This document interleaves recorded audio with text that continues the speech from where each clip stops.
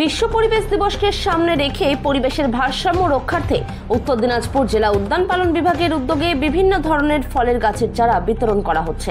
সেই মোতাবেক বুধবার কালিয়াগঞ্জ পঞ্চায়েত সমিতির সভাপতি হিরণময় সরকারের উপস্থিতিতে কালিয়াগঞ্জের প্রতিটি অঞ্চলের জনপ্রতিনিধিদের হাতে আম, নারকেল, ড্রাগন, লেবু, আপেল, কুল সহ বিভিন্ন প্রজাতির ফলের গাছের চারা তুলে দেওয়া হচ্ছে, যাতে নিজ নিজ এলাকার মানুষের হাতে সেই গাছগুলি তুলে দেয়।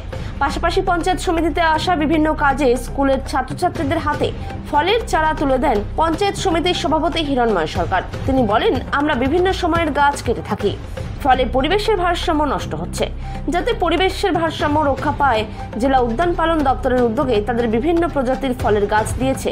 সেগুলি তাদের পঞ্চায়েতের জনপ্রতিনিধিদের পাশাপাশি স্কুলের পড়ুয়াদের হাতে তুলে দেওয়া হচ্ছে।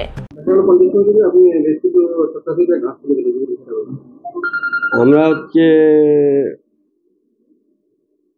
উত্তর দিনাজপুর হর্টিকালচার ডিপার্টমেন্ট থেকে আমাদেরকে পঞ্চায়েত সমিতি থেকে গাছ দিয়েছে।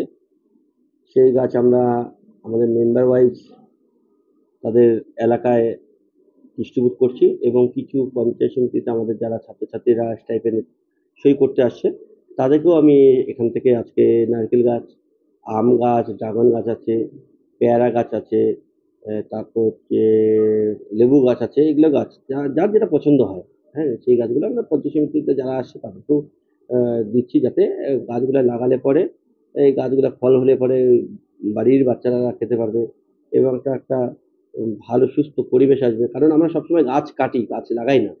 সেই জন্য আপনারা জানেন, বিশ্ব পরিবেশ দিবস যখন হয় তখন তো সাধারণত সবাই গাছ লাগায়। সেই জন্য আমি যারা পঞ্চায়েত সমিতিতে আসছে তাদেরকে সবাইকে গাছ দেওয়া হয়।